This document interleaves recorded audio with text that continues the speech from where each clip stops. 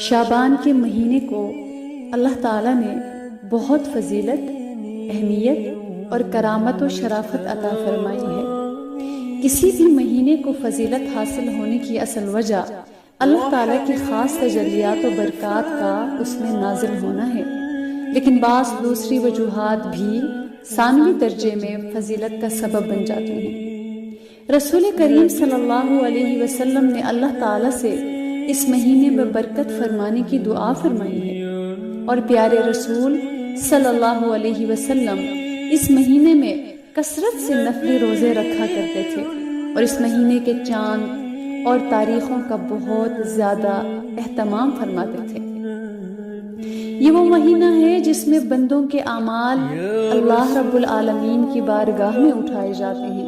اور یہ وہ مہینہ ہے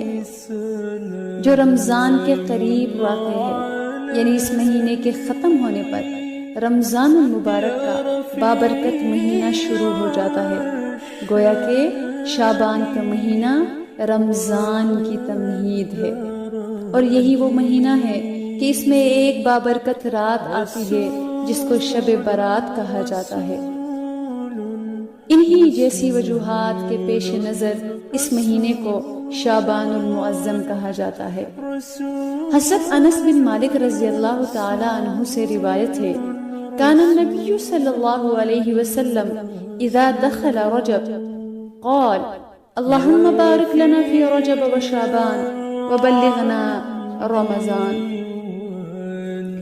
نبی کریم صلی اللہ علیہ وسلم رجب کا مہینہ داخل ہونے پر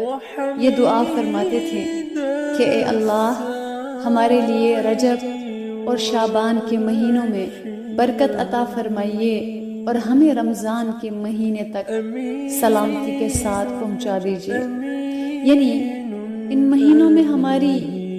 عبادت میں برکت عطا فرمائیے اور ہماری عمر لمبی کر کے رمضان تک پہنچا دیجیے، تاکہ رمضان کے اعمال، روزہ اور تراویح وغیرہ کی سعادت حاصل کر سکے، جس سے شعبان کے مہینے کا برکت والا ہونا ظاہر ہوا۔ حضرت ابو ہریرہ رضی اللہ تعالی عنہ سے روایت ہے، قال رسول اللہ صلی اللہ علیہ وسلم احسو ہلال شعبان لرمضان، کہ رسول کریم صلی اللہ علیہ وسلم نے فرمایا کہ رمضان کی غرض سے شعبان کے چاند اور اس کی تاریخوں کے حساب کو خوب اچھی طرح محفوظ رکھو۔